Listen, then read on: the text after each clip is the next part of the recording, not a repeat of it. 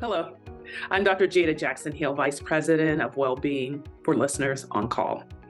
Today, I am talking about how to let go of the year's letdowns while appreciating the highs.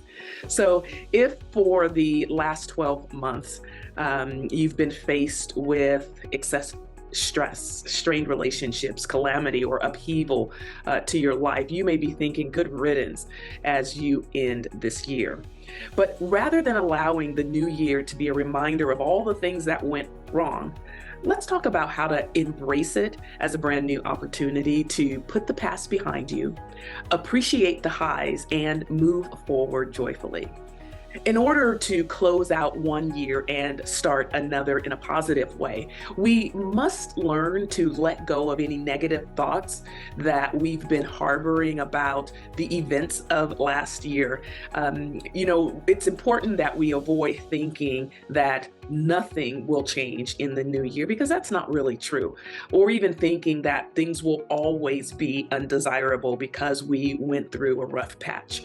A new year is definitely a clean slate. I believe that the happiest people even have challenges. And some of us, may struggle and feel beat down. But the truth is, we all are faced with challenges, and we all have a choice to embrace the highs, even when we're faced with the lows.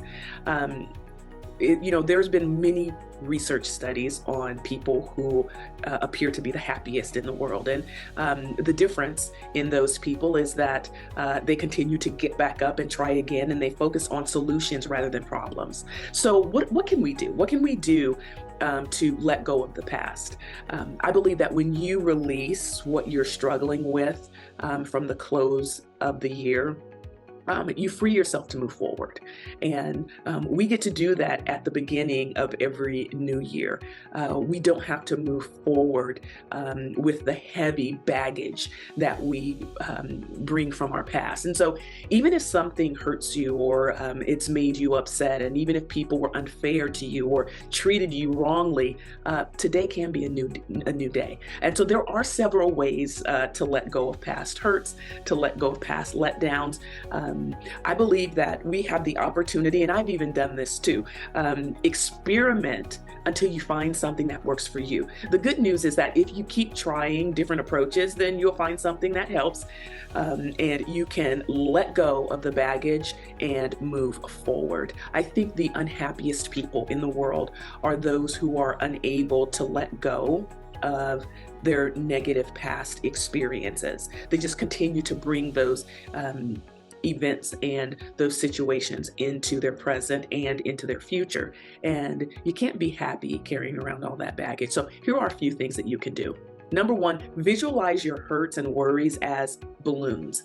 This is a visualization exercise, and envision them as balloons and release them into the sky one by one. Here's another. Make a list of the upsetting events from the past year and literally set it on fire. Set it on fire. Another one is, if you're religious, pray and ask for release from the pain or the challenges that you face. You can also spend quiet time or reflecting so you can find more peace with your life. Usually when painful situations or circumstances happen, we avoid and we don't want to deal with it. But it's best to deal with it, address it, make a decision to let it go and move forward. I always like to say, what did I learn from that moment that I really didn't like? But what's my takeaway?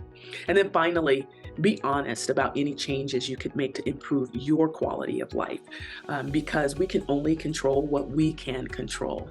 So move forward into the new year.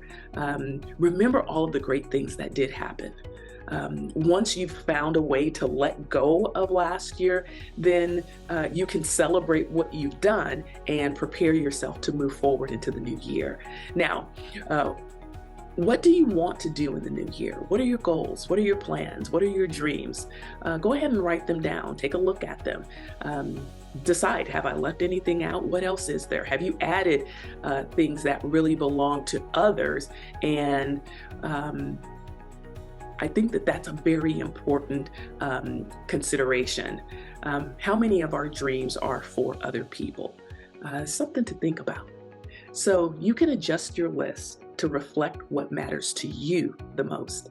Prioritize it, and then with your most important objectives, slide those to the top of the list.